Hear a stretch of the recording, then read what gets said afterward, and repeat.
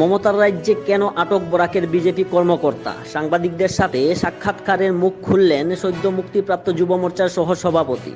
পশ্চিমবঙ্গের নির্বাচন উপলক্ষে বিগত 11 তারিখ বরাক থেকে ভারতীয় জনতা পার্টির এক বিশেষ প্রতিনিধি দল গিয়েছিলেন গণতন্ত্রের মহাসংগ্রাম দলের হয়ে প্রচার করার জন্য।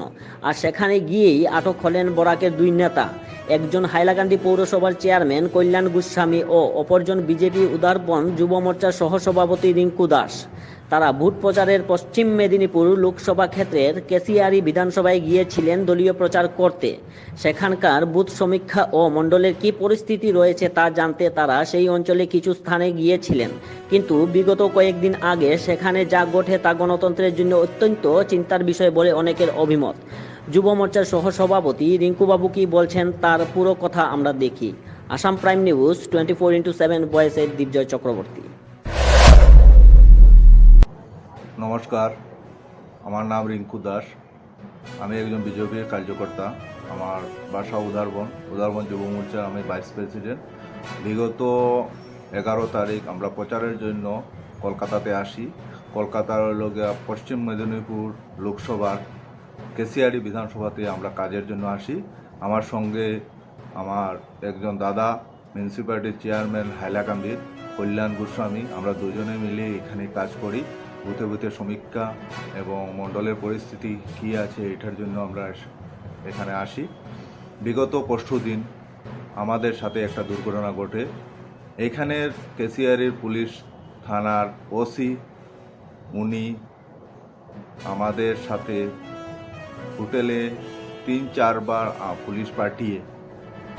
পুলিশ পাঠিয়ে 3-4 বার আমাদেরকে চেকিং করা হয়। তারপরে চতুর্থ টাইম হোটেল থেকে আমাদেরকে নিয়ে আসা হয় কেশিয়ারি থানাতে আসার পরে দুপুর 11টা হইতে রাত্রে 11টা পর্যন্ত আমাদেরকে থানায় বসিয়ে রাখা হয়।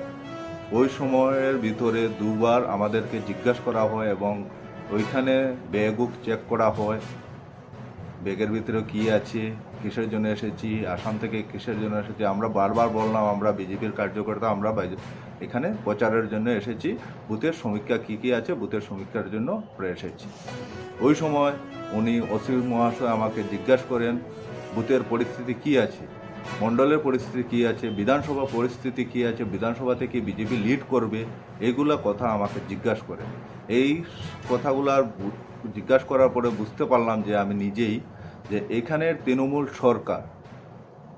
তৃণমূল সরকার পুলিশ বাহিনী দিয়ে কাজ চালাচ্ছে। তারপরে 11:10 আমাদেরকে রিলিজ করা হয়। এখানে ডিস্ট্রিক্ট সেক্রেটারি উনি গিয়ে আমাদেরকে রিলিজ করেন। কয়েকটা দফা আমাদের মাথায় লাগানোর চেষ্টা করেন। তার মধ্যে 290/4 কত ছিল এগুলো আমরা সিগনেচার করিনি। উনি জিজ্ঞাসা করেন যে সেক্রেটারি কিসের জন্য ওরা এইগুলো দফাতে সিগনেচার করবে। তো আমরা কোনো ধরনের কোনো কাজ করি নেই, যেরকম কোনো ধরনের বাজে ব্যবহার করিনি। এখানে এসে আমরা কিসের জন্য সিগনেচার করব, এইগুলা জিজ্ঞাসা করার পরে তারপরে একটা আন্ডারস্ট্যান্ডিংয়ে এসে আমাদেরকে একটা এজআর আমরা একটা অ্যাপ্লিকেশন লিখে তারপরে আমাদেরকে রিলিজ করা হয়। এটাতে বোঝা যাচ্ছে যে ওয়েস্ট বেঙ্গলের তৃণমূল সরকার পুলিশ দিয়ে এখানে কাম চালাচ্ছে। আমি বিগত দিনে ছত্তিশগড়েও কাজ করেছি। ছত্তিশগড়ে আমি 7 থেকে 8 দিন আমি কাজ করেছি। ওইখানে আমি কাজের সময় এই ধরনের কোনো সমস্যাতে জর্জরিত হইনি। কিন্তু ওইখানের ব্যবস্থা আর এখানের ব্যবস্থার মাঝে দিনরাতের তফাৎ। ওয়েস্ট বেঙ্গলে এই ধরনের পরিস্থিতির জন্য পুরো বলতে তৃণমূল সরকার পুলিশ দিয়ে পুরো কাজ চালাচ্ছে। এটাই আমার কথা।